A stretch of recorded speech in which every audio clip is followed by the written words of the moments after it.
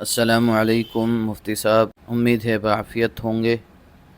مسئلہ یہ پوچھنا ہے کہ کیا مسجد کے گلے سے امام اور مؤذن کو تنخواہ دی جا سکتی ہے؟ حافظ عبد الرحیم فلودی۔ جی وعلیکم السلام ورحمۃ اللہ وبرکاتہ، بالکل عافیت سے ہیں۔ مسجد کے گلے سے امام اور مؤذن کی تنخواہ دے سکتے ہیں یا نہیں، یہ مسئلہ بتانے سے پہلے ایک ضروری وضاحت سمجھتا ہوں کہ وہ ہو جائے تو بہتر ہے۔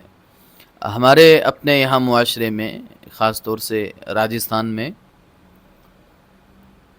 یہ مشہور ہے عوام کے درمیان میں کہ مسجد میں صدقے کی رقم لگانا جائز نہیں ہے، یا یہ کہ مسجد میں صدقہ دینا جائز نہیں ہے۔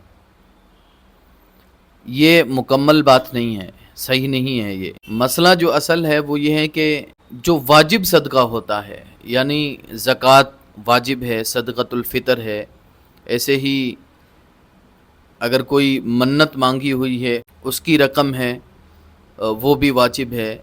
کفارات ہیں، چاہے قسم کا کفارہ ہو، روزے کا کفارہ ہو، ایسے ہی فدیے ہیں جو نماز روزوں کے فدیے دیے جاتے ہیں، یہ ساری چیزیں واجب ہیں۔ تو یہ جو واجب صدقات ہوتے ہیں یہ مسجد میں دینا جائز نہیں ہے۔ اس کے علاوہ جو نفلی صدقہ، یہ بھی سمجھ لیں کہ صدقہ کہتے کس کو ہیں؟ صدقہ کہتے ہیں ثواب حاصل کرنے کی نیت سے، ثواب حاصل کرنے کی نیت سے جو کچھ بھی انسان خرچ کرتا ہے اس کو صدقہ کہتے ہیں۔ تو واجب صدقات کے علاوہ جو ضروری واجب ہوتے ہیں، اگر وہ انسان چھوڑ دے تو پھر وہ شخص گنہگار ہوگا۔ جیسے زکوٰۃ ہے، زکوٰۃ کو اگر انسان ترک کر دیتا ہے، چھوڑ دیتا ہے، زکوٰۃ نہیں دیتا ہے تو گنہگار ہوتا ہے۔ ایسے ہی منت کی جو رقم اس نے مانی ہوئی ہے اللہ کے نام کے لیے، تو وہ بھی جب اس کا وہ منت پوری ہو جاتی ہے تو وہ اگر وہ جتنی رقم یا جو منت مانگی ہے وہ ادا نہیں کرتا ہے تو وہ گنہگار ہوتا ہے۔ تو وہ واجب چیزیں کہ جس کے ادا نہ کرنے کی وجہ سے انسان گنہگار ہوتا ہے، وہ واجب میں ہوتا ہے، ظاہر ہے، فرض میں اور واجب میں۔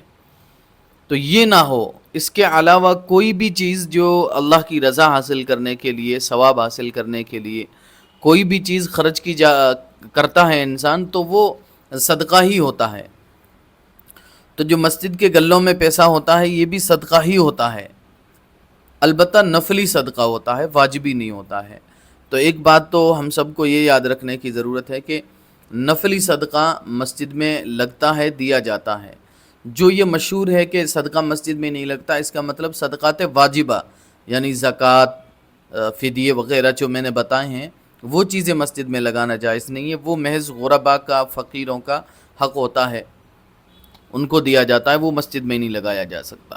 اس کے علاوہ جو مسجد کے گلوں میں ہوتے ہیں وہ بھی نفلی صدقے ہی کا ایک حصہ ہوتا ہے، اور جو مسجد کا گلہ ہوتا ہے تو اس کی جتنی بھی آمدنی ہو، چاہے سینکڑوں میں، ہزاروں میں، کروڑوں میں، جتنی بھی ہو، وہ مسجد کی ضرورتوں میں اس کی رقم کو خرچ کیا جائے گا۔ مسجد کی جیسی جیسی ضروریات ہیں، پنکھوں میں، چھت میں، پانی میں، بجلی میں، ہر چیز میں، تو اسی ضرورت، یہ اصولی طور پر بات بتا رہا ہوں میں، تو اسی ضرورت میں سے ایک مسجد کی ضرورت امام اور مؤذن بھی مسجد کی ضرورت ہے۔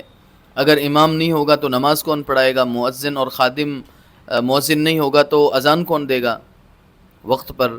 خادم نہیں ہوگا تو خدمت کون کرے گا؟ تو حالات کے اعتبار سے، موقع محل کے اعتبار سے اگر ضرورت ہو امام، مؤذن یا خادم کو مسجد کے اس گلے سے دینے کی، تو یہ بھی چونکہ مسجد کی ضروریات ہے اور گلے کے پیسے مسجد کی ضروریات میں صرف کیے جاتے ہیں، تو امام اور مؤذن کو بھی تنخواہ مسجد کے گلے سے دی جا سکتی ہے۔ بہرحال یہ ایک لمبی چوڑی میں نے بات جو کی ہے، اصولی طور پر ایک یہ تو بات بتائی ہے کہ ہر چیز میں یہ یاد رکھیں کہ جو مسجد کا گلہ ہے اس کا روپیہ، اس کی آمدنی استعمال کی جاتی ہے مسجد کی ضروریات میں، جو مسجد کی بنیادی ضرورتیں ہیں، اور ان میں سے ایک ضرورت امام اور مؤذن بھی ہے۔ لہٰذا مسجد کے گلے سے امام اور مؤذن، ایسے ہی خادم کو بھی تنخواہ دی جا سکتی ہے۔